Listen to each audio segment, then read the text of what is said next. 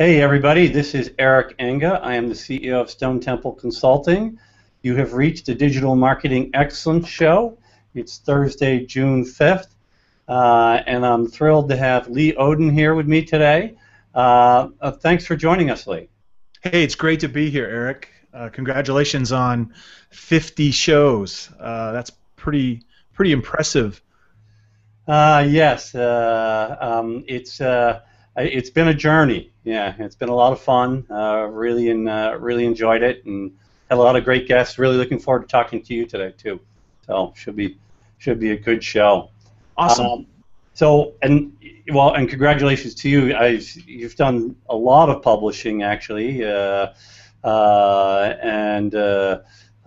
written some great books. And one of the ones that I particularly liked was Optimize. And I think we were going to try to take off on that a little. There it is. Awesome. We're going to try to build on the themes in that one a little bit, including cover some of the newer things. And that means we're going to talk about a wide range of things. Getting social media, SEO, and content marketing all to work together is one of those themes. But content shock, integrated marketing, influencer marketing, they all kind of are part of this big mix, right? That makes all this stuff go. So Yeah, absolutely. yeah, and it's funny because to me, what it all just to try to create a lead-in for it here, it's changed fundamentally, right? If you go back 30 years, which sadly I was still an adult and can remember quite well. The part about my remembering it quite well isn't sad, actually. I'm happy that I still have the memory to remember it. You lived in a time where it was sort of push type marketing, right? That's changed in a big way, hasn't it?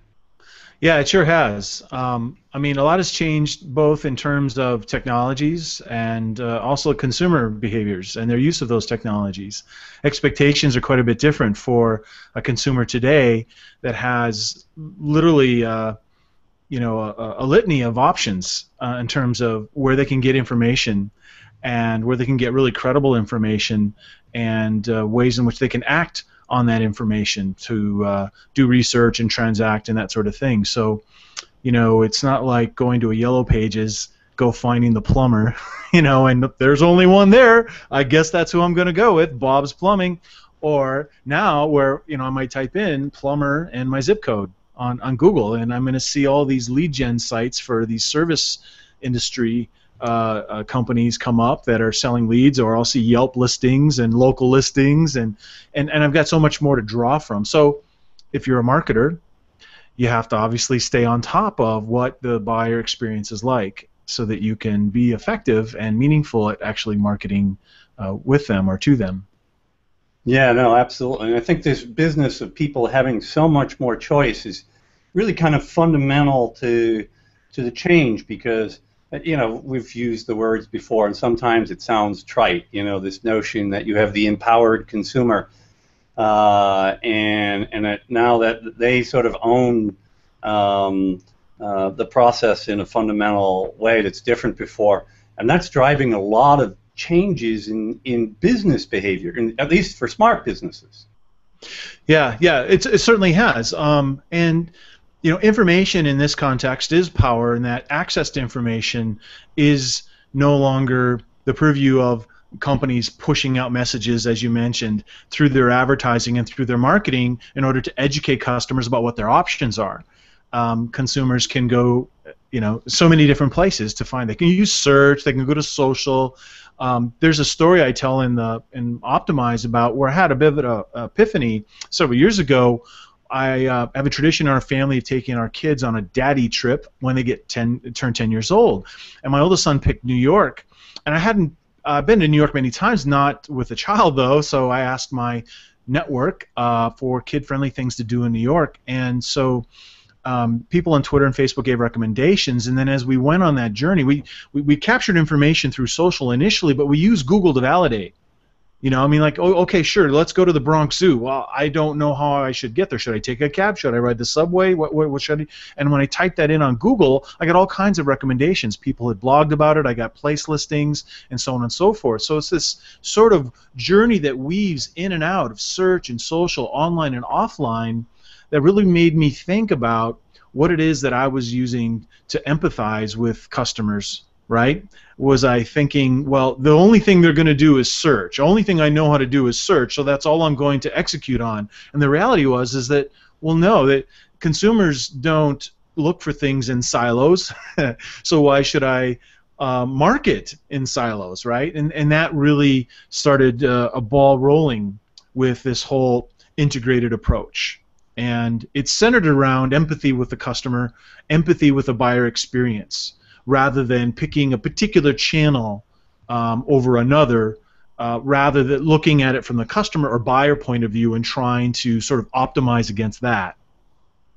Right. So you have to look at a much bigger picture, because since the customer has many choices, they're going to have channels that they prefer, and they're going to use those channels.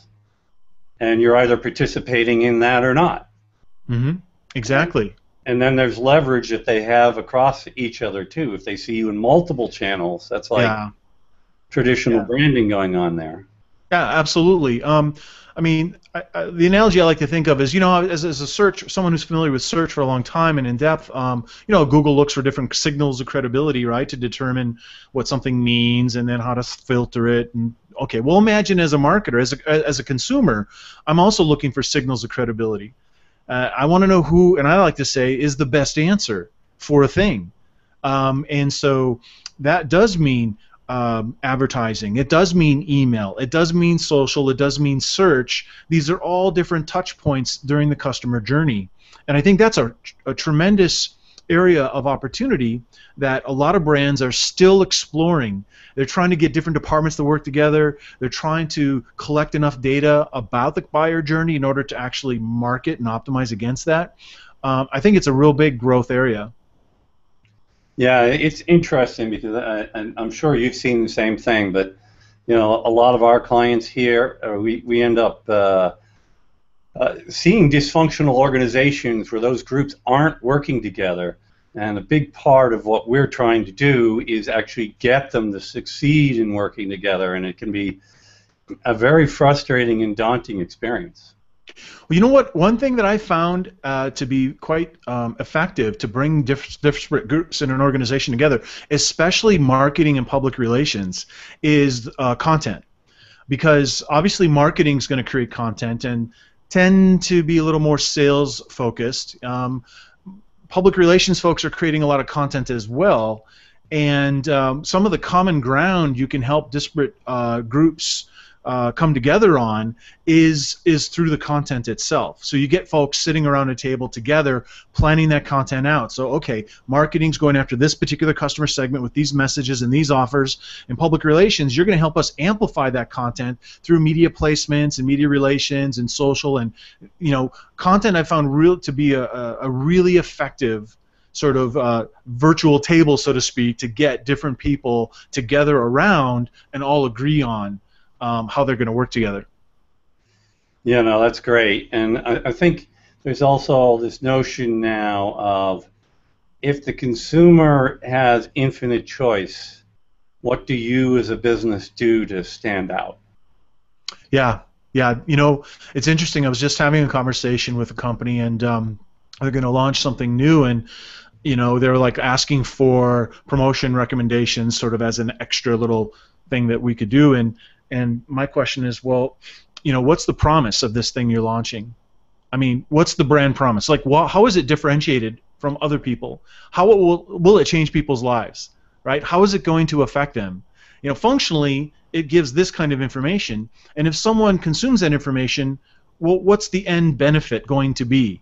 How is it going to change their life somehow? And we've got to tie into what those stories are in order to be effective at marketing in a meaningful way. You know what I mean? And those, I think, are really, really important questions to go forth with an integrated approach that's definitely going to rely on discovery through search, promotion through social, email, advertising, whatever makes sense. Yeah, no, what do you do, of course? I mean, every business has limited resources, right? So, I mean, because it's funny, it's like I'll be doing a show like this or talking to someone, and everybody outside of large businesses has this assumption that the larger businesses have infinite resources. Nobody has infinite resources. They're all complaining about not having enough people, enough time to do all the things they're going to do. So no matter what size business you have to make some choices about what you're going to do and what you're not going to do. How is it that you think about that, Lee? Well, it starts with understanding who the target audience is, and it can be as simple as best customer, worst customer. We try to work with companies that have done some kind of segmentation work, so they understand what are the common characteristics of distinct groups of customers, a combination of demographic and behavioral, psychographic information, ultimately some sort of archetype or profile that represents a group of customers and those who we really want to go after. Once that decision is made, that really then becomes the directive against which all other marketing planning is going to occur with that particular initiative. So what is it that they care about? Why do they buy? What are their pain points? Those things get what questions do they have along the customer journey, right? Awareness, they don't even know our category exists. Now they're comparing us to other companies. Now they're looking for the best price. Where can they buy? Answering questions along that customer journey, all that then can be used to identify target keywords for search, topics for social, offers for landing pages, and so on and so forth. So that's the prioritization or force rank. Who's the target customer? Where can we make the most money under what time frame or whatever it is the brand wants to do? And once we identify those key targets, we use that as inspiration for the rest of the marketing and optimization plans that we make. Right. So we use the term persona here in terms, we develop personas, just another label for it. But and I think that's a great point. I mean, we really find that that's such a critical part of the process that a lot of people don't do. What a lot of companies don't do. They actually start doing some stuff, right? Yeah. And the advantage of when you've really helped build out a persona profile for the different types of potential customers you have is it really allows you to do a better job of picking what kind of content you're going to put out there, like you said, to answer their questions, which or to educate, as the case may be. So that's really important. But also, it impacts where what channels you prioritize, right? Because they may have certain channels that they tend to be stronger in, so you might spend some more effort in those channels. So it's a little bit about how we think about it here. Yeah, so one thing that I know a lot of companies aren't doing on the persona side of things is maintaining the persona. So they'll go through an exercise. I don't mean agencies as much as brands or companies. They'll pay an agency, maybe an outside resource, to develop these personas and the sort of the story that explains what Mary likes and what she's all about and why she buys all that stuff, and then they don't maintain it. They'll pay the agency to create the persona, but then you know what? Mary's a group of people. She's not one person. And characteristics of groups of people are actually quite dynamic. And so keeping your fingers on the pulse of what that group dynamic is pretty important for staying effective with who Mary is as a target group of customers. And a lot of companies don't maintain those profiles or personas, unfortunately, and they end up going off track over time. It might take 6 months, it might take 9, but eventually they're going to go off track because that group is changing, the dynamic is changing. Yeah, no, I love that point because it's just it recognizes the fact. I mean, you used the word dynamic, right? And there's another aspect to this is that when you're doing this kind of marketing, it's an ongoing investment, and you need to keep measuring what you're doing and seeing what's changing and adapting along the way.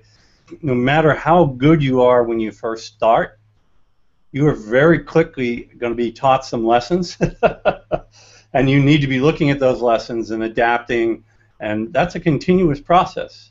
It really is sort of a journey that you're on once you start. Yeah, exactly. You know, one thing that people who've been in the search business, like I'm sure you guys are in this category, that have built, it's in their DNA to continuously want to improve performance and looking for data points to inform decisions about what to do to go forward, right? And I know this isn't unique to SEO or search, but you find it a lot in search because of the dynamic nature of the search engine world.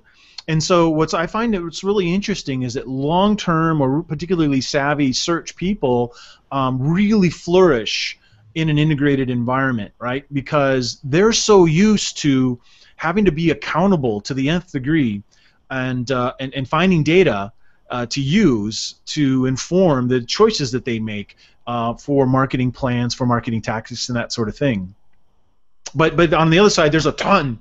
There's a ton of search people that don't have those sensibilities, and you know, it's no. You get it both ways. There's no question about that. And you know, I think taking advantage of the data. First of all, acquiring the data and having the discipline to do that, and taking advantage of it, and letting that help you guide the direction you take things is incredibly important. There's no doubt about that, and there's so many great tools. You're trying to measure the impact of a campaign, and you know, you have a piece of content that you've just published. Very simple thing is measure your social shares and likes and plus ones and things like that, and that's all very straightforward and great way to measure whether you're having an impact. But of course, you can go deeper than that too, right? And you can start measuring the follow-on activity that results. Yeah. So a couple of things there. In terms of measuring deeper, one thing is, you know, again, about the value of search, and that it surfaces content for discovery, not just up to point of purchase, but also for content that keeps those customers around, and even to content that will support evangelists to advocate for the brand. So you can get really deep, not just to the point of conversion, but you can keep going because there's other stuff brands are spending money on in terms of content and search. A lot of people don't think of it. Think of spending money on search to keep customers around, right? They don't. They look for upgrades for add-on sales or, you know, transactional types of stuff. But people use search engines for all kinds of reasons. And the other thought about this is organizing measurement.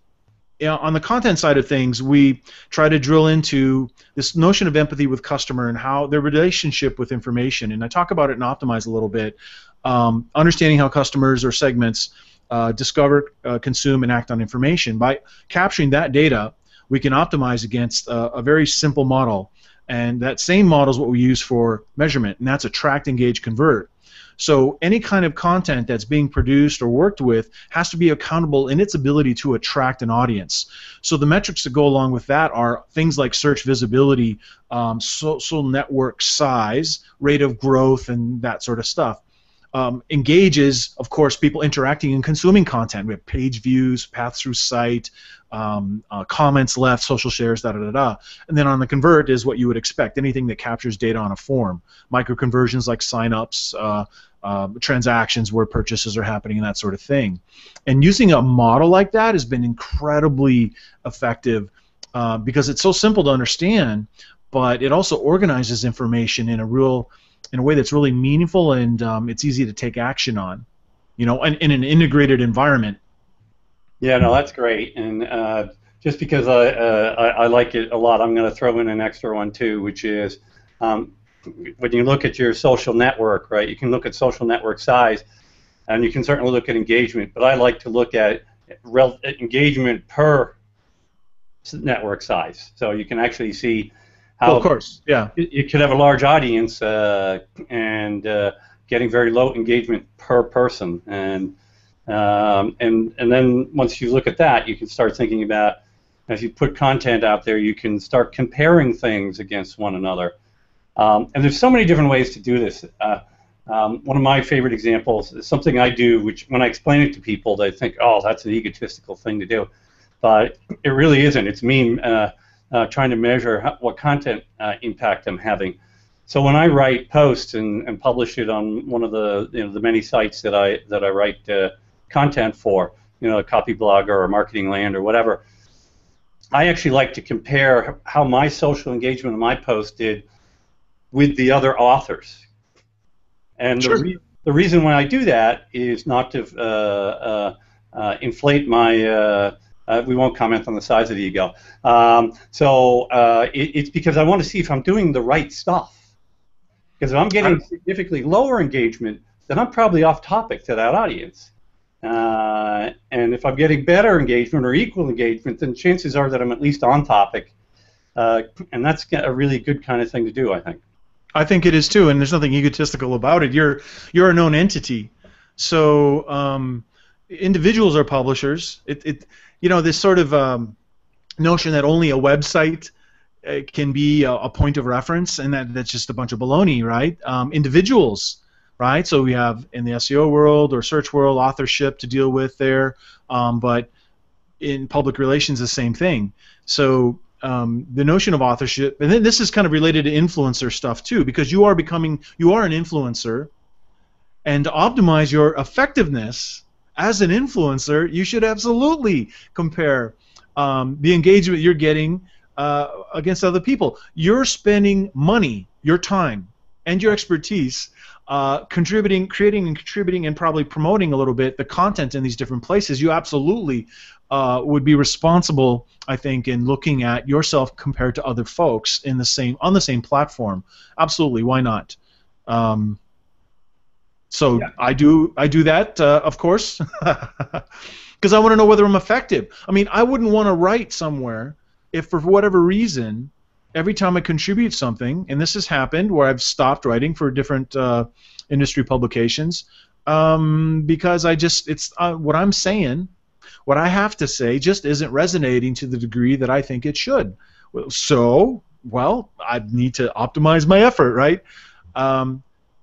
And go somewhere else. No, it's totally right. I mean, that's one of the things that helps you decide is, I'm in the wrong place. It's not, I'm not getting a good ROI on this, and I'm kind of wasting the time of the people here. So let's do both of us a favor, and I'll go somewhere else. I'll take my basketball and I'll go home. Well, just go play another game, right? Because there's a lot of games to play, and it's kind of like, hey, if your teammates or whatever it isn't just gelling up, it's okay, because there's a ton of other games to play, and in our world, as marketing consultancies, there's so much work to do. I mean, the world is starved for credible information and insight. And even though it's an age of information overload, and you mentioned content shock and all that, it's true, but that has to do with quantity more than quality. And so there's an interesting relationship between the amount of quality information that's out there, and that's still this much, and the amount of the quantity of information that's out there is, I got to go shut that phone off. One second. I'll talk for a second while you're doing that. So, yeah, no, I totally agree, and I think the content shock conversation is a really good one. And by the way, Lee, just for the record, I'm famous for forgetting to shut my phone off during these shows. Something like the first 10 or 15 shows, I think I got phone calls during each and every one of them, and it was like, run out there and shut it off. But content shock is a real issue, and I think you said it very well. It really gets down to you're not going to have any issues with content shock with your audience if you're always publishing really good stuff. That's one thing that I would assert. And the other thing I would say is one of the reasons to have that focus on a very high quality for what you publish is because there is so much information coming at the consumer. You have to do something that makes you stand out enough so they spend a little bit of their hard-earned time reading your stuff instead of somebody else's. Mm-hmm. I think That definitely rings true. The packaging and promotion of that content is also super important. They have a lot of choices. They can turn their dial. They can hit delete in that email inbox or whatever they use, Feedly, to consume information. So every time you make something and you publish it on one of your distribution channels, you're making a promise to those on the receiving end. And it's a pretty big promise. If you've done something that was really useful and you've done it again and done it again, that is the minimum threshold, or what's that expression with growth hackers? The minimum viable content is actually got to be awesome. Right. And so that's a high bar. But if you're able to hit that high bar, both in terms of content quality and how clever you might be in packaging and promoting it, that's the differentiator, I think, in a content shock sort of world. You know, you've got to be aesthetically, visually interesting. It's got to be on message, and it's got to be easy to find and interact with. There's no doubt about it. Yeah, so there were two major things that you introduced there all at once. I mean, one is this notion of effectively promoting it and getting the visibility for it to give it a chance, right? And then the other is the notion of being visually pleasing. Those are both big conversations by themselves right there. Mm-hmm. Yes, they are. You know, I just completed doing a little project with 19 different major brands. So everything, Aveda, Dell, Intel, DuPont. I just published it today, actually, the first part of this. Anyway, one of the proclamations by one of those brands. These are all integrated marketing communications executives or digital marketing executives at these various brands. Anyway, one of the themes that came out of that was this notion of visual, and several of these folks, like the managing editor at Dell, the editor-in-chief at Intel, you know, they're talking about the value of text content, but also about how important visual is. Mm-hmm. And one gal, Nancy Pardo at PTC, had mentioned that you know, really, she's saying text is dead, video is the only way to go.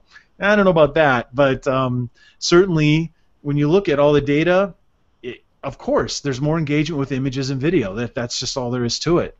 The challenge is companies don't know what to do. They don't know what to say. They don't know what to make.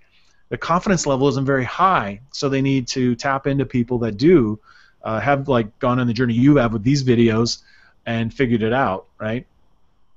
Yeah, no, absolutely, and it's that gets back to the whole part of it being a journey again. I mean, I think when you first start with this stuff, you're gonna make a ton of mistakes. You're gonna waste a lot of time in places that you know aren't that productive for you. But the thing that makes it productive for you is when you learn the lesson and you adapt, you evolve, and you improve, right? So you have to assume that that's part of the process. Yeah. And it's kind of interesting. You mentioned the PTC woman talking about text being dead. You know, I think my perspective, there's a segregation between the people who are ready for in-depth information and those who aren't and need more surface-level information. And then how you balance that. So, you know, if you have some comprehensive thing that you're writing about, what do you do to, you know, deliver that in a way that first of all engages people and draw them in so that they're willing to spend the time if they're ready to read long-form content, and what do you do to service the people who just want the quick sound bites, and can you capture both? There's a lot of work just in crafting good content pieces, it seems. Absolutely, and I think in understanding your target audience, you're going to be collecting that kind of information. What media formats they prefer to consume, with what types of messages. If you look at a particular persona, I'll just use the word persona from now on, but if you look at a particular persona and you map the buyer journey from awareness, interest, consideration, and purchase, and you collect data from lots and lots of those customers who've gone through that journey. Some of them will have consumed all that content with you, but most of them probably have consumed that content all over the web. And the point at which you can actually collect the information from them about their preferences will then inform the media types that you might choose to use in your campaigns or in your programs, right? So we may find out that people who are not even aware of a category, but they have a problem they want to solve, and so they go look for answers to solve that problem. We might create a different kind of information, you know. And in the B2B world, I know that, and maybe you do too, you know, white papers are still an effective thing for executives. They may not read the white paper, but they'll certainly download it and give their contact information, so they're a name in a lead nurturing marketing automation kind of thing.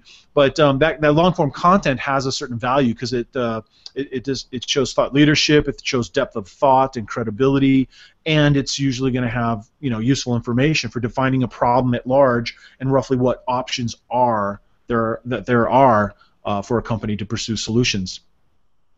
Yeah, I agree, and just stepping back a little bit to another part of that earlier thread, which is the process of being visual. That's its own art and science right there, right? Because you know, when you talk about visuals, it's what do you do to create something which probably has some sort of emotional connection for the person looking at it, right? So, yeah. I mean, they look at the image, and if they immediately get the sense that there's a story in that image, and it kind of pulls them into, and it really starts to get them interested in seeing more and learning more about what's behind that story. That's a great thing. I'm not the guy who's good at that, right? Totally not. We actually have a guy here who's graphic artist. He's a guy who's good at that. So which is a good thing. But it's incredibly powerful part of all this content marketing type stuff. Oh, it is. It is. One should always be asking when looking at a content object, what's the story here? You know, what's the story? What's compelling about this thing, and why does it deserve to be consumed? You know, and answering those questions is pretty powerful for the promotion of a thing. In terms of images that come with content, absolutely, they should be the flavoring, I guess. And I like what you said about the emotional connection there, because that's really a big theme in the B2B space right now. This whole notion of human to human. And understanding that the B's in B2B are people too, and you know, there's lots of anecdotes about it. People buy based on emotion, they justify with logic, and there's just all these dynamics. But ultimately, what it comes down to is that, you know, you're competing with a lot of other things for time and attention, and if you can aesthetically make something more interesting, then they're going to be closer to you in terms of consuming that content versus simply dismissing you for the other channel, so to speak. Michael Brenner from SAP is a great, actually I think he's moving on, but Michael Brenner from SAP is a great proponent of this whole idea of making emotional connections with business buyers, and there's lots of ways in which to do that. And there's some brands that are doing some really interesting things. I'm thinking of Chipotle. If you look at the videos that they've been creating, not just the Scarecrow video, but there's a whole series. It's a play on the words with the word farm. I can't remember the name of it, but it's about mass-produced farms and plays against, of course, their whole angle of being local or natural or whatever. And the other thing that Chipotle is doing is they're working with authors to write stories on cups and bags. And it's you know, if you actually, it's not the Burger King snarky stuff, right? But this is actually a story on a cup of soda or on the bag of your food, and you know, people read it. And it's like, holy smokes! And these are famous authors too. It's not just. It's really interesting what some companies like that are doing to make it easy for people to connect emotionally with the brand. Yeah, no, that's fantastic. It's that creating a sense of connection, and I love it when they do these creative things, when brands do these very creative things. It was a great example, but I wanted to just re-quote you here just for the audience for emphasis sakes. What's the story here, and why does the content deserve to be consumed? Fantastic questions to ask yourself after you've decided to write an article and you're trying to think of how to frame it.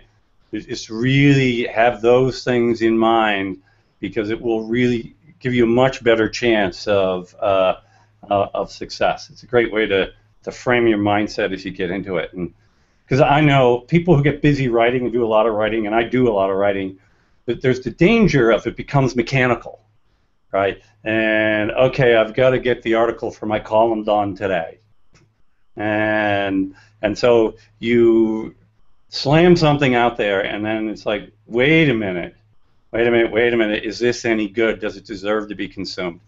Mm-hmm.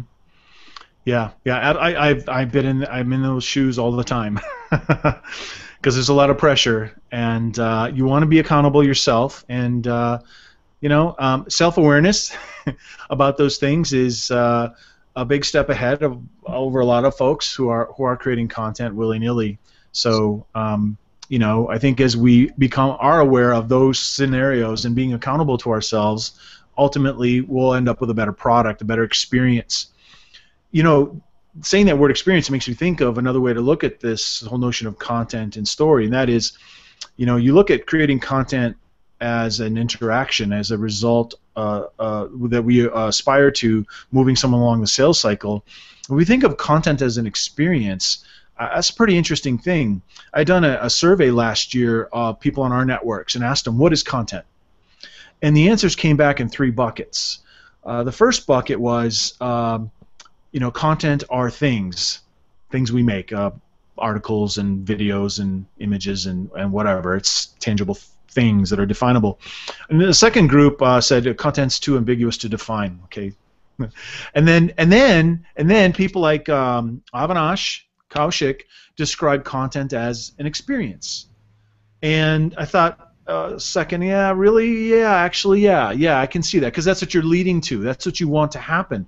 The content's so good, it's so relevant, it's so compelling, it's interesting that it was actually an experience to consume it. If content makes you feel, that was an experience. And I think that's something that marketers can aspire to. And moving from a mechanical, quantitative mindset to a qualitative and meaningful sort of mindset with what it is that they're making. That's a great way to think about it. So just to introduce another notion here, I mean, for those of us who do all our publishing online and get focused on social media and maybe writing columns in major journals, maybe having their own blog. We shouldn't be too fast to discount traditional media here, right? And there's a role for TV, even radio, print. These kinds of things can interact heavily and be, press releases can be a big part of, an integrated communications, right? It's like, we've talked about story from the point of view of an individual post, but now there's story from the point of view of what's the story of the brand and how you're telling that across, all these channels.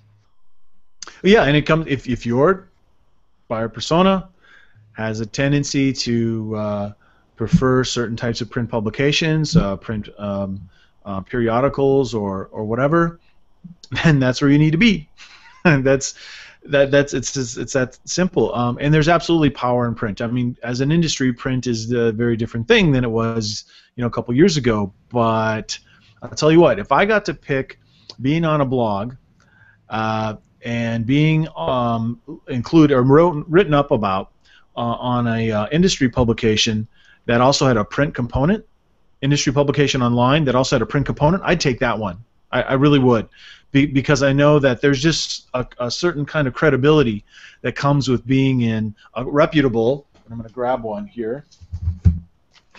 Now, if I was in here, I'd be pretty darn happy, because they have a website and they have newsletters that are incredibly popular, highly credible. But to be in that print pub as well, that'd be pretty awesome, And there's there's hang time to that. I think that's a Danny Sullivan-ism. There's hang time to that content, and the credibility is pretty high. And it may not exist for other customer segments that you're after. So it's good to kind of figure that out. Yes, indeed. What's your experience with brands successfully, integrating all these things together? What do you think the state of the state is in terms of, people who are doing this really well, and how many people have such a long way to go? And what are your thoughts on that? It's kind of a bell curve, I guess, and it's also very aspirational for most companies. So intellectually, they understand the value of integrating their efforts across channels, but executing on that is another matter. And I'm sure you know as a consultant that we are in a situation often probably where we are giving very good data-informed advice. However, if it doesn't get implemented, um, there are forces to deal with within an organization, especially a large or complex organization, when getting folks to play together. And the strength of the leadership at a company, business leadership as well as the marketing leadership, really has a lot to do with how far along they are in that bell curve, or along in the maturity model, if you will, a maturity continuum of being able to get folks to integrate and work together. So I know Intel is a great example of a company that does really well integrating. They're not a client or anything of ours, but I know a lot of people there, and they've done quite well. They've got processes in place. They've got centers of excellence, and just really a top-led initiative to get folks working together, and I think they've been pretty successful at it. And so I think a lot of businesses aren't there yet. I think a lot of businesses understand they need to be, but they're not. It's like the difference between multi and omni-channel. Multi-channel is, we exist. We're putting messages out on different channels out there. It's us on different channels, right? But are those messages coordinated together? Are we trying to create a congruent experience across channels, on and offline, which is more like omni-channel? And most folks are going from direct, individual channels. So I'm doing stuff on search. I'm doing stuff on email. I'm doing social ads. And they're not necessarily talking to each other, and they're getting into, okay, let's have a common message theme, a library of concepts that we're promoting, and let's tap into that library and promote those across different channels. They're starting to do that, but they're not necessarily working together, and a lot of them aren't measuring together either. Yeah, no, and one of the things I see that kind of drives that with some of these organizations is that the social media team will have people who have goals, right? They compensation tied to metrics that they're trying to achieve, yeah. And the SEO team has their goals and metrics, right? And the PR team has their own goals and metrics, and they're not in line. So the way you're paying the people is actually encouraging them to not help each other, and it gets really to that level. You have to get in front of the process and really build it into the way you create incentives inside the company. To me, it's a critical part of the process. Yeah. I mean, that's certainly, people are going to chase those MBOs and the bonuses that come as a result. Absolutely. And again, I think what I found is content creation within the organization is really one of the most powerful ways to get people together on that. Painting the picture, creating the vision with executive endorsement or sponsorship or whatever, that this is how we're going to work together, and this is what it's going to do for you, and what it's going to do for you. Yeah, and maybe you have to do the whole test case, business case thing with little trial projects or whatever. But once you start collecting the information that shows that this is actually a more productive approach, it satisfies customer needs better. We've got talent that we're not leveraging in our organization, and when they work together, wow, look at what they can do. Then you start to get some momentum. Yeah, no, a very simple example I like to share with people about this is that if you just have your content, which I'll refer to as image or article or video publishing, right? That you publish on your blog and maybe on third-party sites if that's part of your plan. If you get the team that's doing that and your social media team to work in conjunction with each other and collaboratively with each other, you create a situation where getting your social media team to share your content is actually not asking them a favor, it's doing them a favor, because you're giving them such great content that it actually enhances their social channel. And Yeah. that in turn drives traffic and subscribers and links back to the content. The two things are, 1 + 1 = 3 situation. Yeah. It's a wonderful thing to set up. I just put out something out that along the line, it's called modular content. So a lot of people do modular content, right? They deconstruct larger pieces of things like a webinar, notes, or a ebook, or whatever, a video, and they deconstruct it into other component parts, and then they go and socially share it, or they'll publish, take a video, turn it into 3 blog posts, take a white paper, turn it into 5 blog posts, and sort of, okay, that's all good. But you can go about it the reverse way to get these disparate groups to work together. So if I go to the social team and go, look, could you do some research? I know you're going to curate content, statistics, quotes, tips, and that sort of thing. I know you're already doing that. Do you have that all logged somewhere? Do you have like 50 of those already researched? I can take those 50 and I can look for common themes, and I can actually create a content object out of that micro content that they're just sharing and curating as a daily thing. So I can actually go in the reverse order, and I can take individual micro content pieces and actually use them to create something more substantial and robust. And then, of course, I can deconstruct it again after the fact as part of its promotion. And it's efficient, and it's search friendly because it's following topics and themes that we know our buyers care about. So that's another example of how content construction and working with content is a great way to bring these different folks together. Yeah, no, it's a great thought. It's like each of the teams has their own ideas, and then you get them into collaborative discussions about what to do with those ideas and how it can be leveraged across multiple channels, and it really helps everybody benefit from each other. So it's fantastic stuff. One other theme we wanted to talk about that we haven't done more than just briefly mention is the notion of influencer marketing. And to me, influencers are like an accelerant, right? In my mind, because they're called influencers because they have audiences, right? And audiences that they influence. And if you build the relationship with a number of influencers, presumably by adding value to them and having great interactions and sharing back and forth, if they start sharing your content, now you're getting in front of their audiences, and that does a really lot of great stuff for you. Yes, absolutely. There's some sort of guilty by association, in a good way, that's happening there. Building your own influence by being connected with others that are already influential. One thing I'd like to introduce that I haven't really published a lot about yet, but I will be at Content Marketing World, is the distinction between brandividuals and influencers. So a brandividual is popular, and they do have audience, meaning that they have network size. Whereas an influencer may have that, but maybe not so much in quantity, but they can affect action.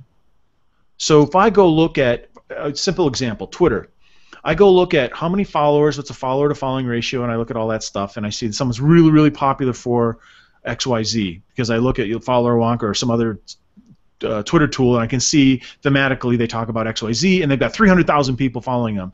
That is as a little more. That's a brandividual to me. And I've got someone over here, and they've got 50,000 followers, let's say, but every time they tweet something, they get 20 favorites and 35 retweets. Whereas this person number one is like, well, they get 2 or 3 or 5, so they've got a huge network, and they're really well known, and they're pretty good at promoting themselves. And I see them as a brandividual, and that's a good thing. It's a good thing. An influencer is one who can, when they say something, they do. People, it's E.F. Hutton, right? They walk into the room, everyone listens. When they say something, people, yes, exactly, they act. So influence as the ability to inspire action is a distinction that continues to become more and more and more important as organizations are investing in influencer marketing programs. And this is something I've been digging into with data and experiments and all kinds of things lately. And that's one of the great things about having a blog that gets a little bit of traffic is you can do all kinds of cool experiments and to a pretty good-sized audience, and then see what works and see what doesn't.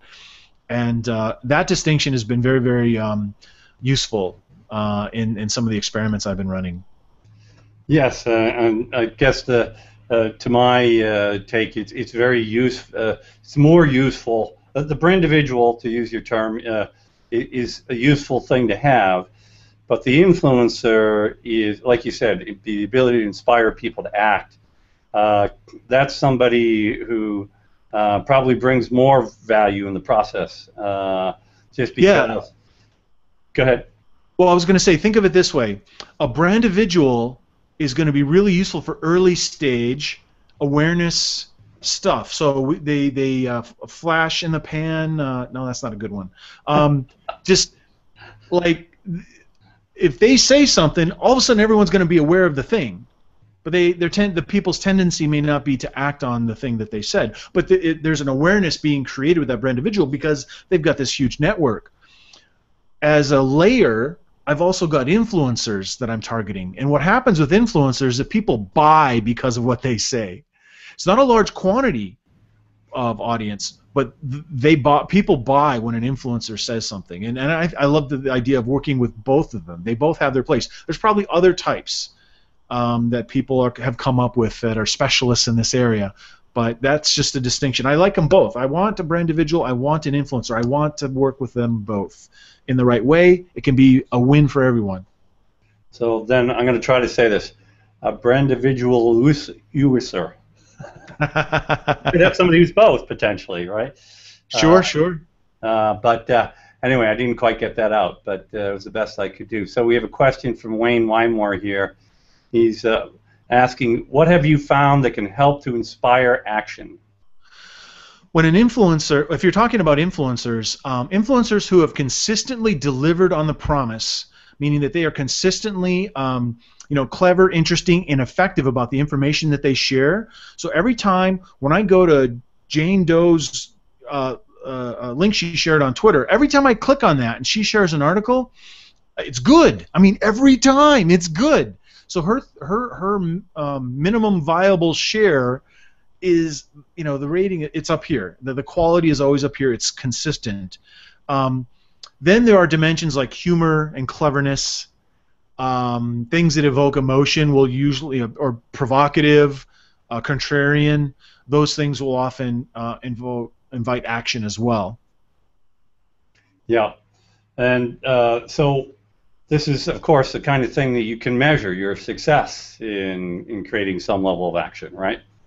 Yeah, absolutely. So measuring influencer outcomes. In my case, my area of focus with influencers is around co-creating content with the influencers.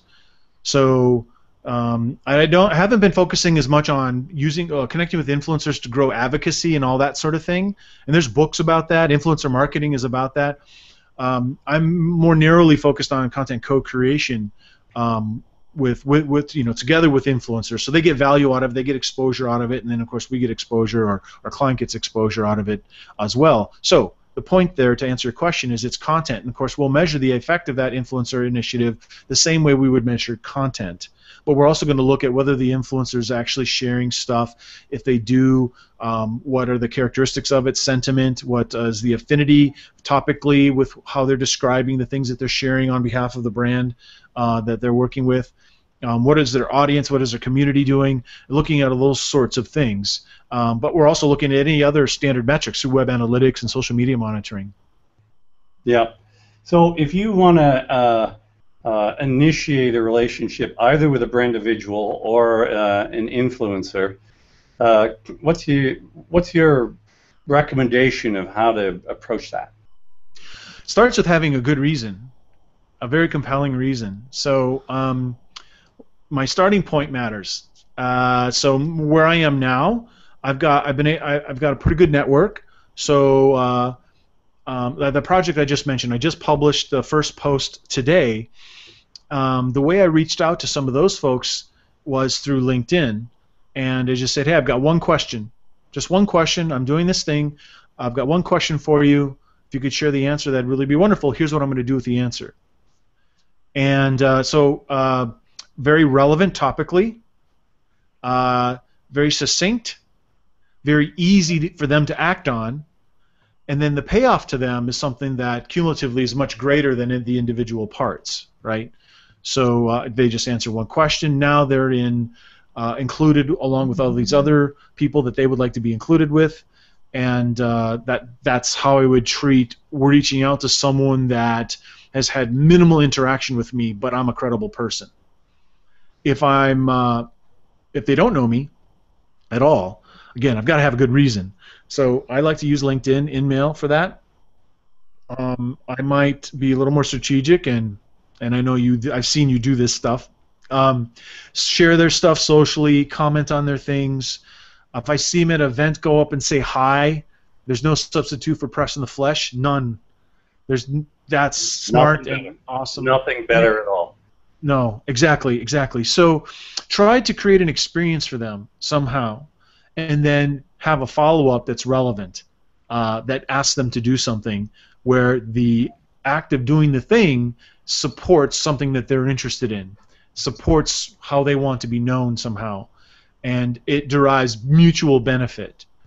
That experience and the payoff to them, the experience of the payoff to them from that initial experience will be the predecessor or set the groundwork for any subsequent asks that you might have in the future.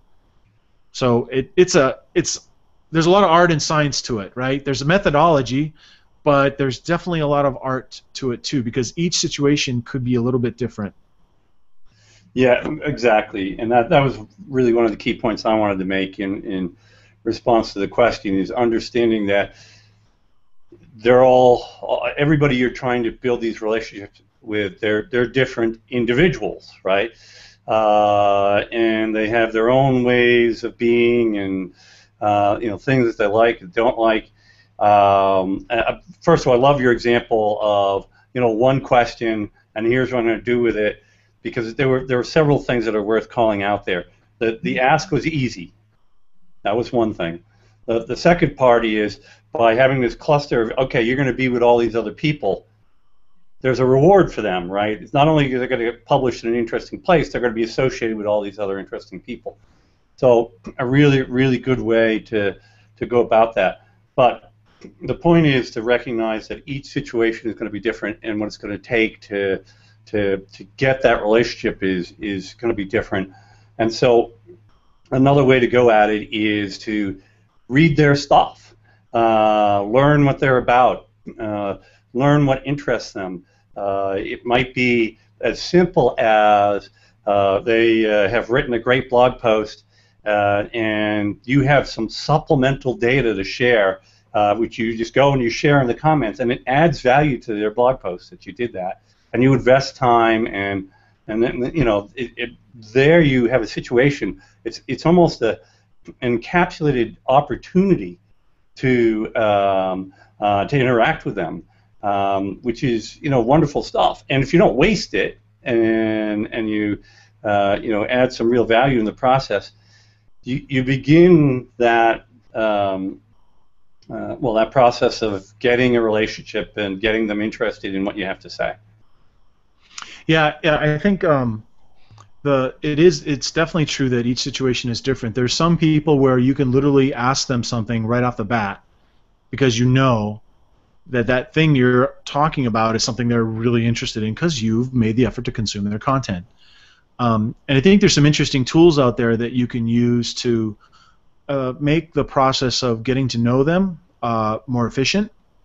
You can use you could even do something silly like bring the RSS feed of their blog into Wordle, and just see what the word cloud looks like, to see, you know, from time to time what is it that they're talking about. And there's other Twitter tools that analyzes the data from their Twitter stream to see what topics they're most often tweeting about, as an example. We can bring up a tool like Tracker, Traackr, Yeah. that will let you know who influences them. So, you know, I can flavor my messaging. I'm like, well, I know if Jane and Bo and Bob all influence my target, when I'll say to the target, look, Jane, Bo, and Bob are already on board with this thing. They've already answered the one question, and wouldn't you like to be in the company of Jane, Bo, and Bob, who are all, you know, influencers of our target? And it's just a persuasion technique, but it's based in what they really care about. And I think there's a combination of making your efforts qualitative but also efficient that actually make it work. You know what I mean? Otherwise, you can be spending a lot of time reading and consuming and not acting, you know? Yeah, well, it's a balance for sure, and I Yeah. think, I mean, you mentioned it before. There's this value in this face-to-face thing, incredible value. So, if the relationship's important enough, and you see that so and so is speaking at a conference, you go to the conference, you sit in the front row, and you make sure you talk to them when they're done. You know, and create that face-to-face opportunity for yourself, so you can scale the level of the effort to the opportunity. Yeah. Oh, go ahead. I was just going to say, when you do those things, it's got to be meaningful. You know what I mean? It can't, because if, depending on the person, they're going to see a token effort as a token effort, versus something that you really mean. And so that is something to take into account. So whoever you put on that task, you know, they've got to be interested. It's that simple. They've just got to be interested in the thing. And so part of doing the thing is connecting with people who have expertise in that area, and their interest is going to show. It's going to show in the dialogue. It's going to show in the little things that they say, even if it's just 10 seconds. It's definitely going to show. Yeah, no, absolutely. So Lee, we've already actually completed the hour here, and I feel All like right. there's so much more we could talk about here. I've really enjoyed the conversation. Well, I appreciate the opportunity. Sure. Did you want to add any closing remarks before we wrap this up? Well, if there's anybody that's tuning in that's going to be in Antwerp next week, or Bucharest the same week, I'm going to be speaking at conferences in both places. And then, but if you're in Minneapolis, I'm going to be keynoting the first Minnesota Search Summit. I'm doing the opening keynote. Rand Fishkin's doing the closing keynote. And there's a bunch of other Marty Weintraub is going to be speaking there. Arnie Kuhn from Vertical Measures is going to be there. You're going to be there too? I'm going to be speaking there too. That's fantastic. So come and see Eric and I on June 27th in Minneapolis. That's what I'd like to say. Yeah, no, it's a great show. It looks like it's going to be a great show. I know it's their first one at this scale, and but a lot of great speakers. Lee's great. Rand is great, obviously. So looking forward to being a part of that. So you know, everybody. You know, I think the message here is there's a lot of different things that can go into a complete and integrated marketing strategy. And hopefully we've been able to share some useful tips for you along the way, and some useful thought processes. Thanks everybody for watching. That's it for the Digital Marketing Excellence Show for this week. Bye everybody.